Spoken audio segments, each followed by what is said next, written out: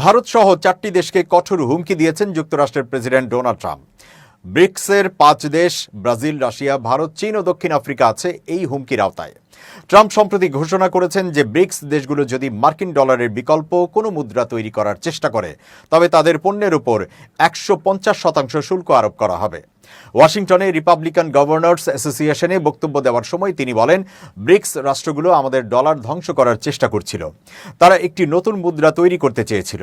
Trump আরও উল্লেখ করেন যে তিনি দায়িত্ব নেওয়ার পরপরই ঘোষণা দেন যে কোনো ব্রিক্স রাষ্ট্র যদি ডলার ধ্বংসের কথা উল্লেখ করেন তবে তাদের পণ্যের উপর 150% শুল্ক আরোপ করা হবে। আমরা তোমাদের পণ্য চাই না। এই হুমকির পর থেকে ব্রিক্স দেশগুলো থেকে কোনো প্রতিক্রিয়া পাওয়া যায়নি বলে ট্রাম্প জানান। এর আগে ট্রাম্প বলেছিলেন যে ব্রিক্স দেশগুলো যদি নিজেদের মুদ্রা চালু করে বা ডলার ব্যবহার বর্জন করে তাহলে তিনি তাদের আমদানির উপর 100% শুল্ক আরোপ করবেন। এবার তিনি শুল্কের পরিমাণ আরও বাড়ানোর হুমকি দিলেন। তার মতে, যে কোনো দেশ যদি আন্তর্জাতিক বাণিজ্যে ডলারের পরিবর্তে অন্য মুদ্রা ব্যবহার করার চেষ্টা করে তবে তাদেরকে যুক্তরাষ্ট্রের সঙ্গে সম্পর্ক ছিন্ন করতে হবে। ব্রিক্স হল ব্রাজিল, রাশিয়া, ভারত, চীন এবং দক্ষিণ আফ্রিকার সমন্বয়ে গঠিত একটি জোট।